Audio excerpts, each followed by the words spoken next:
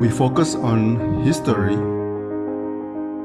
culture, religion, art, social, and philosophy of Nusantara. Here, in the presence of Nusantara, we were made to be forgotten about the goodness of ourselves. Because negativity seems to be more interesting for us.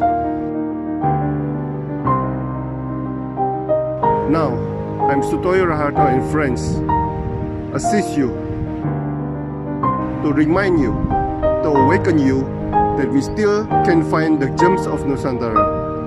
They are the great sights of Nusantara.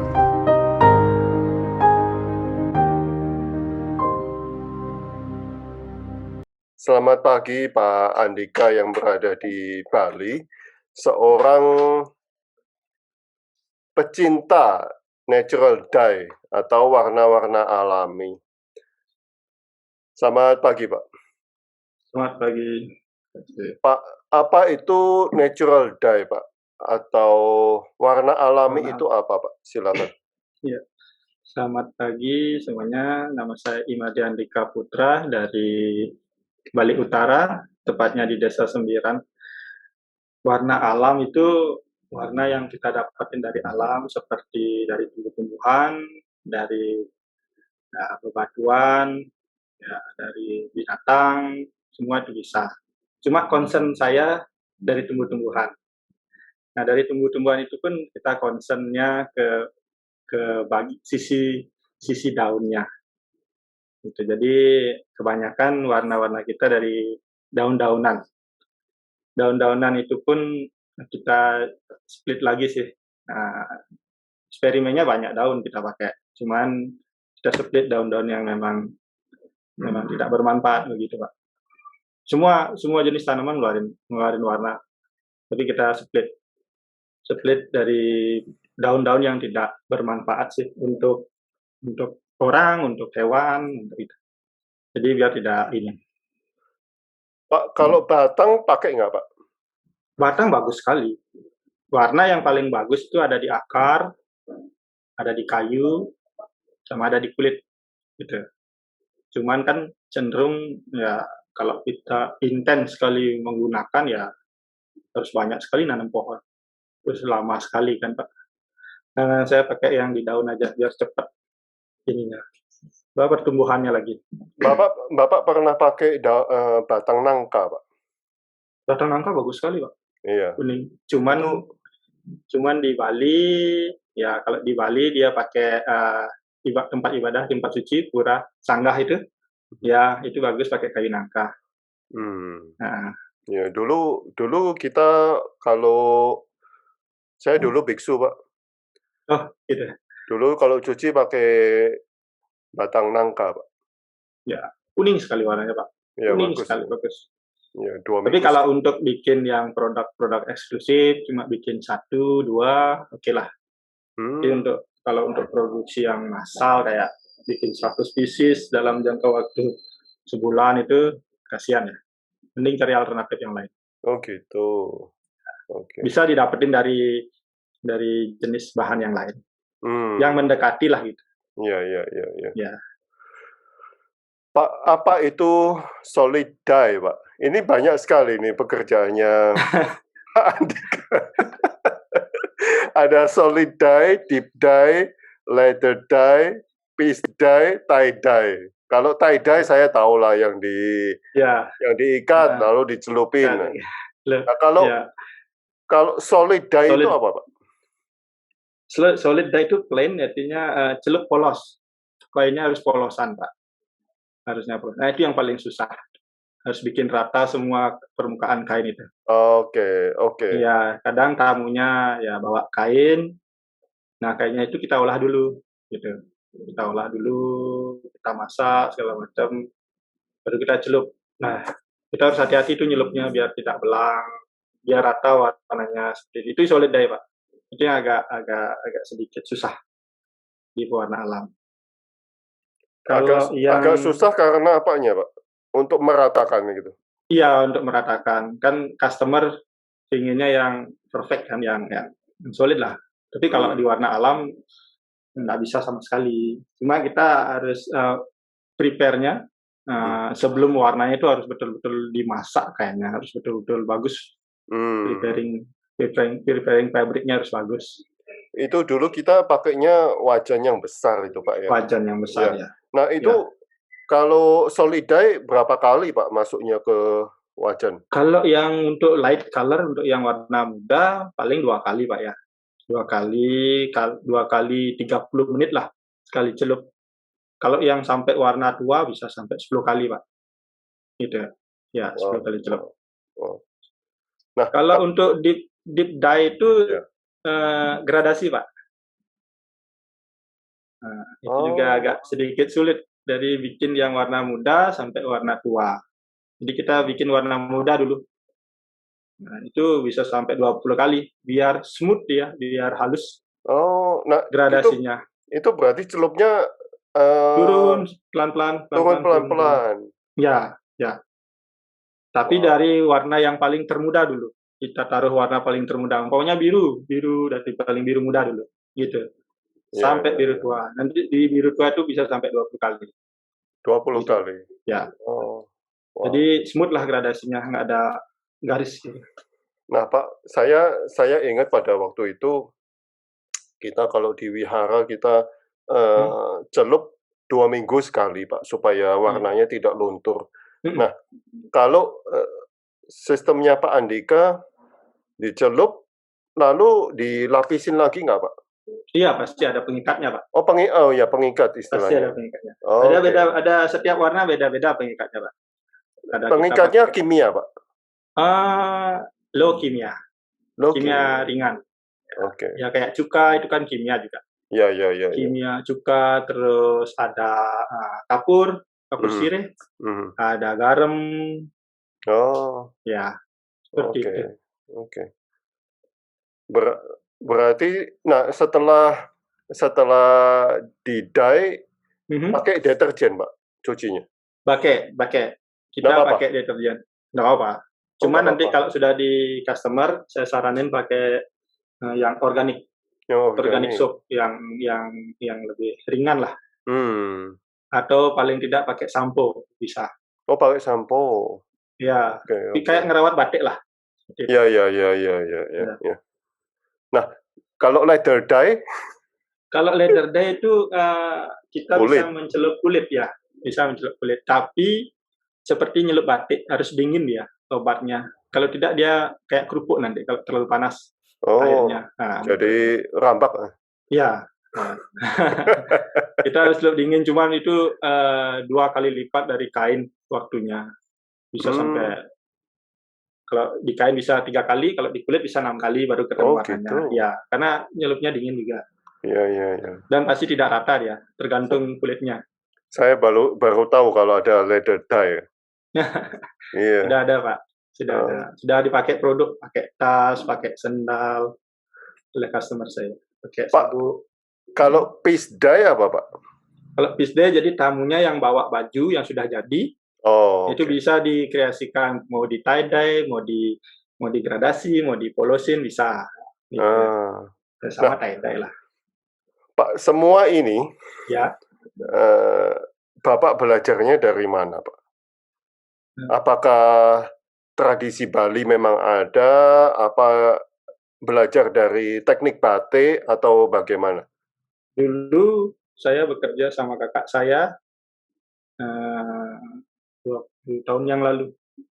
Itu bikin pewarna alam juga. Belajarnya sih otodidak.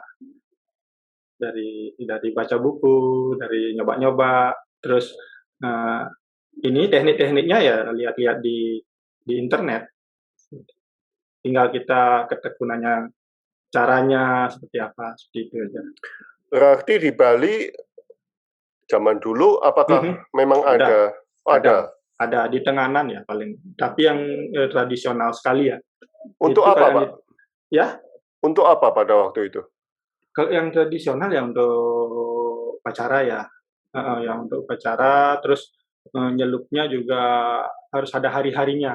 Gitu, harus ada hari-harinya, terus pemakaian bahan bakunya juga berbeda-beda. Nah, saya kan di sini mau ngembangin warna alam yang kontemporer, Pak, yang bisa untuk fashion lah seperti itu, untuk bisa dinikmati oleh banyak orang. Kalau yang itu kan eh, prosesnya lama, terus ya pasti agak mahal ya. Dan kalau untuk karena tuntutan per sekarang ini semua sustainable, orang luar juga pengen yang alami, yang hidup sehat. Ya kalau ngikutin seperti itu ya dia nggak bisa pakai juga, nggak bisa beli juga kan gitu ya, Pak. Seperti itu. Pak, kalau di Bali dulu kayaknya untuk apa, Pak? Untuk upacara, Pak, 3 bulanan, anaknya lahir, seperti Hmm. itu. Di anak 3 bulanan, 6 bulan, Untuk sarung gitu. untuk sarung, nikahan. Tapi sekarang masih tetap Oh, ada masih yang menjaga. Cuman sekarang pengrajin-pengrajin Bali, tenun yang di Bali sudah mulai beralih ke warna alam. Hmm. Ya, sekarang juga saya lagi banyak dapat kerjaan orderan dari penenun-penenun di Bali untuk dicelupkan benangnya di warna alam. Hmm. Nah, karena juga ada dari peraturan gubernur semua harus pakai endak kain Bali gitu loh. Ya, Iya, iya, iya. ditambahin sekarang pakai warna alam gitu, Pak. Pak, Bagus sih. kalau benang itu kan nilon, Pak. Kalau di benang itu ada 2, Pak. Serat natural, serat alam, sama serat sintetis. Hmm. Kalau yang nilon itu termasuk serat sintetis, Pak. Itu nggak bisa. Polyester. Kalau di warna alam nggak bisa, Pak. Nggak bisa. Kalau di warna kimia bisa. Kayak yang di warna alam itu yang serat natural, yang serat alamnya, seperti katun, rayon, Hmm. linen, itu bisa. Wool, sutra, itu bisa. Iya, iya, iya, iya. Ya, Oke. hem juga bisa. Bagus sekali. Nah, Pak, dye atau pewarnaan dari bahan apa saja? Mungkin tadi sudah dijelaskan ya. Iya. Daun-daun yang tidak dipakai. Mm. Itu daun apa biasanya, Pak? Jadi saya ada warna dasar, Pak. Warna kuning itu dari daun mangga, Pak. Terus warna hitam dari daun ketepeng. Di Jawa mungkin banyak ada ketepeng. Terus warna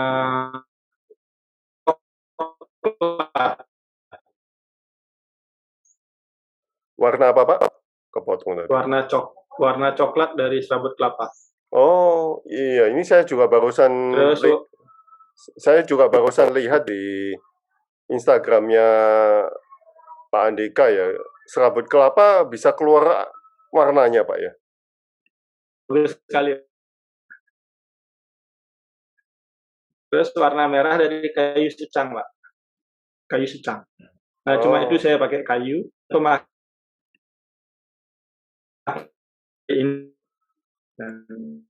Pak, sebentar. Ini signal saya bermasalah ini. Saya ganti mobile data aja. Oke. Ini udah lumayan. Oh, masih bermasalah. Sebentar, Pak ya. Saya dengar, Kak. Oh, dengar ya? Ya udah, oke. Ya, saya dengar. Oke. Nah, kan saya lihat Tadi ada 5 warna jadinya. Ada 5 warna jadinya, Pak. Nah, kalau daun mangga itu berarti daun mangga yang busuk, yang sudah mau busuk, Pak, berarti ya? Dari daun mangga itu semua bisa ngasilin warna dari yang kering, yang jatuh di tanah, terus yang kering di dahan, sama yang fresh, yang masih hijau. Oh, wow. Cuman saya pakainya yang fresh, biar warnanya lebih bright lah, karena cenderung warna alam kan soft dia warnanya. Kalau ya ngakalinnya ya kita pakai yang fresh, terus samping juga materialnya, bahan bakunya yang slightly yang ada shiny-nya seperti sutra itu mungkin bisa lebih bright jadinya. Oh. Ya. Nah, yang kuning itu dari yang mau layu itu, Pak, berarti? Kalau kuning mau yang paling cerang dari yang fresh. Kalau yang mau agak soft dari yang kering. Oh, berarti Ya, yang masih kecil-kecil itu dipetiin, Pak, ya? yang hijau Pak, yang masih seger maksud saya. Yang masih di Oh, pohonnya. itu Ya, bisa yang jadi masih. kuning itu? Bisa, bisa. Nanti Bapak Oh, coba di rumah, potong, ya. direbus. Nanti saya kasih tahu Oh, gininya, formulanya. wow, wow. Nanti bisa diwarna itu bajunya yang Bapak pakai. Enggak, saya harus kalau kalau ini harus Pak Andika yang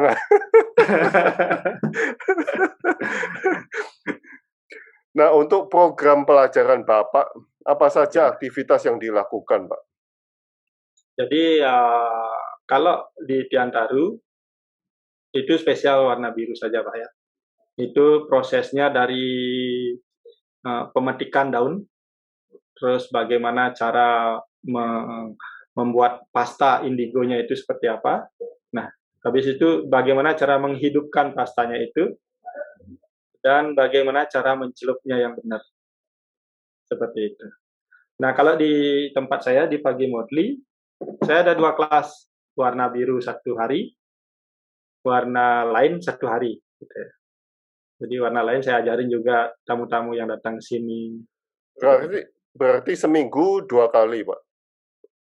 Iya, 2 Eee, kali. 2 kali. Tapi yang untuk di Tiantaru, saya 1 bulan 1 kali. Oke. Pesertanya maksimal 10 sampai 12 orang lah. Nah, Pak, dari awal Ya, sampai akhir ini berapa jam, Pak? kalau indigo cukup 6 jam. 6 jam. Nah, selama 6 jam ini tamunya Full, atau pesertanya full kerja terus ya? full, full. Cuma break makan siang aja. Oke. Full ya, Oh, dari pagi. wow, Dari wow. jam 9 sampai jam 4 lah. Itu satu piece ya, satu piece kain ya?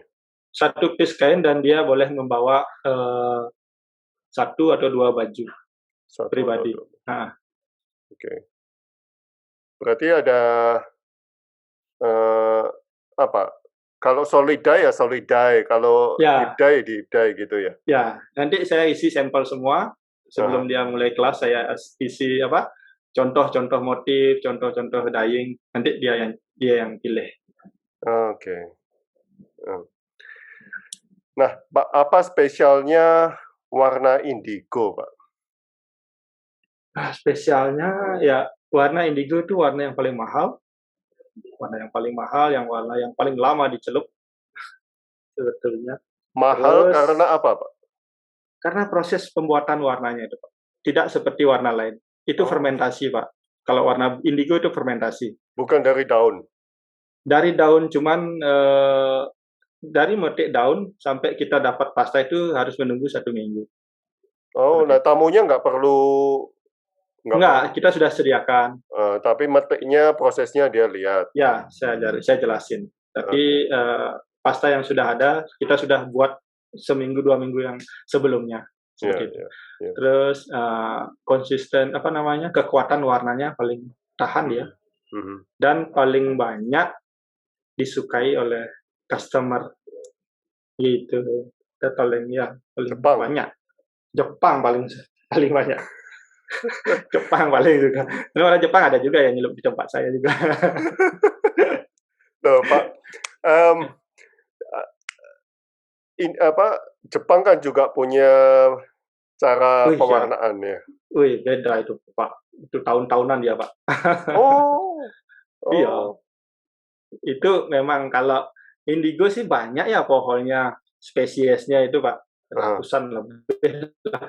Itu cara tekniknya beda-beda, tapi kalau saya dikasih teknik tanaman Jepang juga saya nggak bisa ngolah, Oh, berarti harus tanamannya harus belajar. tanamannya memang tanaman Jepang yang di Jepang itu ya?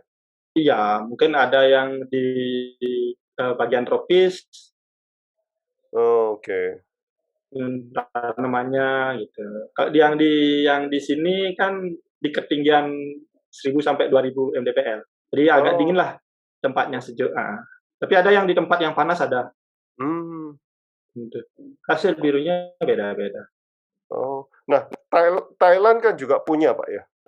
Punya Pak, pasti punya. Punya. Itu beda lagi. Cuman ya hampir-hampir mirip lah cara fermentasinya hampir-hampir mirip. Cuman cara eksekusi untuk bikin birunya yang agak beda. Oh. Pak Andika tadi mengatakan kalau di Jepang itu bertahun-tahun. Itu berarti Iya. pencelupan fermentasinya bertahun-tahun. Iya, fermentasinya untuk bikin pastanya itu bertahun-tahun. Oh, Tapi kalau wow. nyelupnya Sama. kalau nyelupnya sebentar, Pak. Oh. Sebentar nyelupnya, tapi berkali-kali gitu. Bisa Nah, Pak- sampai 100 kali. Oh, nah Pak Andika sendiri pernah coba yang sampai bertahun-tahun, Pak? Ini lagi kolaborasi sama Tiantaru mau bikin produk yang ya high quality yang seperti Jepang lah. Dari sisi pencelupannya, Pak. Dari sisi pencelupannya. Ya, kita akan ya minimal 20 kali, maksimal 50 kali lah untuk cari warna biru yang ada. Tapi kalau warna biru ya harus yang sudah betul-betul bersih sekali nyucinya biar tidak nempel lagi di tangan. Gitu. Ini masih sedang kolaborasi bikin produk. Pak, tadi Bapak ngomong indigo itu mahal. Indigo itu mahal karena bahannya, bahannya juga sulit itu. Iya, proses bikinnya Pak. Proses bikinnya. Tapi kalau bahan bakunya, kalau ada lahan bisa ditanam Pak. Seperti teman saya di Jawa kan, dia hampir 65 hektar itu tanamannya dia. Dia budidaya sama petani sih. Dia jual pasta, kita ambil dari dia juga. Oh, oke. Nanti kalau Bapak mau bicara spesial indigo, nanti saya kasih teman saya yang di Jawa. Oh. Dia punya perkebunannya di sana. Oh, boleh Pak, boleh Pak. Ya. Oh, wah. Nah, semua ini Pak, apakah akan ada perkembangan selanjutnya Pak? Seperti riset tentang tanaman lain yang bisa dipakai untuk pewarnaan atau bahan-bahan lain yang bisa diwarnai Pak? Apakah selama ini kan Bapak ngajarnya ya yang untuk siswa-siswa yang basic ya. Tapi apakah ada rencana untuk mengembangkan yang lain-lainnya gitu?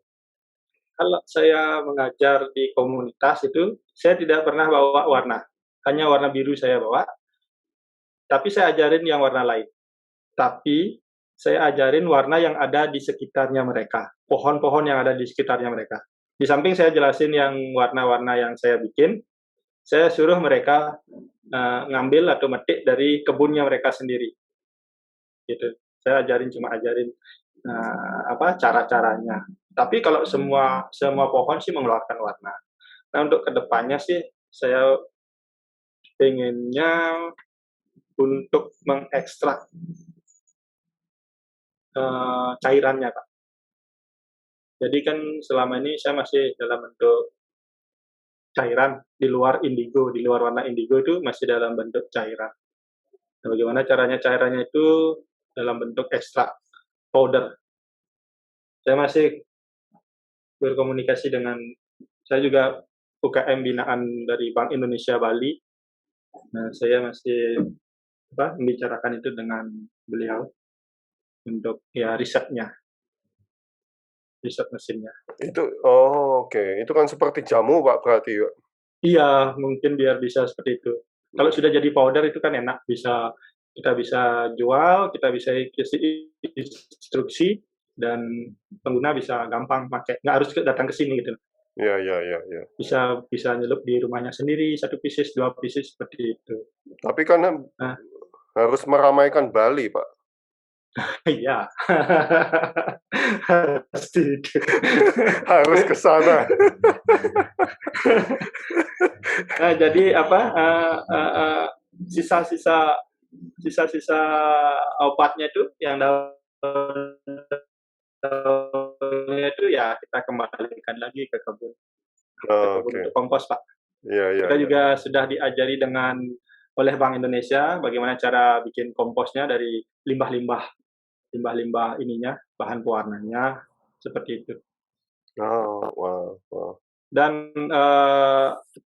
bahan-bahan pewarna, daun-daunnya pun saya kerjasama dengan tetangga petani untuk menyuplai kebutuhan yang saya butuhkan di sini. Jadi dia beli buat cari daun, kita beli seperti itu. Pak, selain indigo, warna apa yang paling sulit, Pak?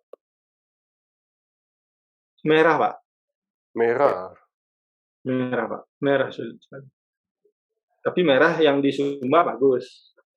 Yang di mana, Dia Sumba? Sumba. Oh. Spesialis dia. Oh, gitu. Cuma dia pakai akar mengkudu, Pak. Akar mengkudu. Tapi dia kan bikinnya tenun.